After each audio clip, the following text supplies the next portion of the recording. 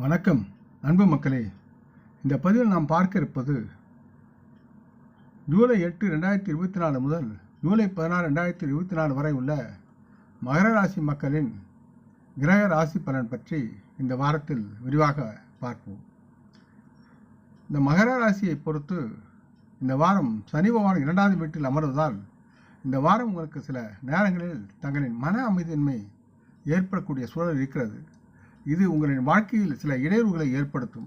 இந்த காரணத்தால் உங்களை மேலும் இது மனச்சோர்வு அடைய செய்யும்.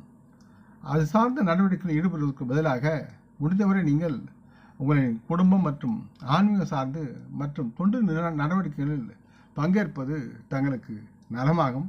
உங்களுடைய நேரம் அதில் செலவழிக்கும் போது உங்களுக்கு நல்லதொரு மன ஆறுதல் கிடைக்கும். இதனால் நீங்கள் வாழும் சமூகத்தில் உங்களின் அந்தஸ்தை அதிகரிப்பது மட்டுமின்றி உங்களின் தற்போதைய மன அழுத்தத்திலிருந்து நீங்கள் பெருமளவு விலகி இருந்து நலமாக வாழ முடியும். மகர ராசிக்கு 5வது வீட்டில் குரு பகவான் இருப்பதால் இந்த வாரம் உங்கள் வசதிகளை நீங்கள் தாராளமாக அதிகரிக்க முடியும்.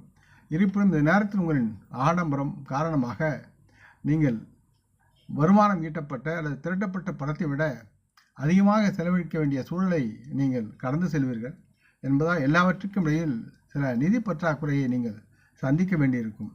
ஆகவே மகராசி மக்கள் தங்களின் தற்போதைய ஆடை மற்றும் தோற்றத்தில் ஏற்படும் மாற்றங்களால் உங்கள் குடும்பத்தினர் உங்களின் மீது வருத்தப்படும் சூழல் உருவாகும் என்பதை மறுக்க முடியாது. இதை நீங்கள் மனதில் கொள்ளாமல் மற்றும் பொருட்படுத்தாமல் உங்கள் விருப்பத்தின்படி நீங்கள் பின்தொடர்வீர்கள் என்றால் இதனால் உங்களின் குடும்பத்தில் ஏற்படும் பக்க விளைவுகள் உங்களுக்கு எதிராக இருக்கும். இதனால் உங்கள் இமேஜையும் கௌரவத்தையும் அது பாதிக்கும் தன்மையில் இருக்கும். இதனால் உங்கள் மனமும் கெட்டு அதனால் உங்கள் தொழிலில் உயர்வு வேண்டிய முன்னேற்றத்தை தடுக்கக்கூடிய சூழல் இருக்கிறது.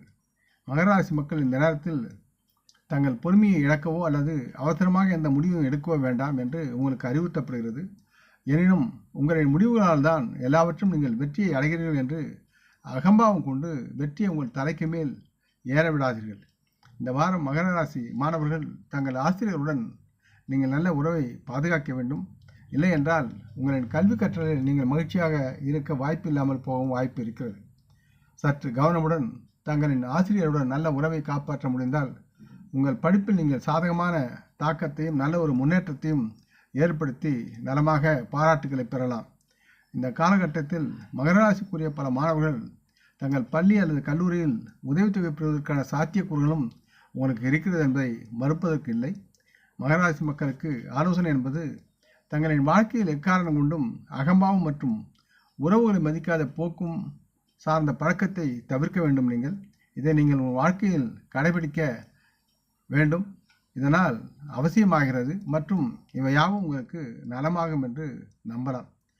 மற்றும் இந்த பதிவை ரசிக்கும் அன்பர்கள் லைக் செய்து சப்ஸ்கிரைப் செய்து மற்றவர்களுக்கும் பகிரும் அன்புகள் யாவரும் பலமுடன் நலமாக தேக திரகாத்திர ஆயுள் ஆரோக்கியத்துடன் சகலவிதமான தனதானிய ஆபரண ஐஸ்வரனை பெற்று சர்வ காரிய ஜெயத்துடன் வாழ்வாங்கு வாழ வேண்டும் என்று இறைவன் பாதம் பணிகிறேன். நம் குடும்ப மூத்தோர்களை வணங்குவோம். வணக்கம். நன்றி.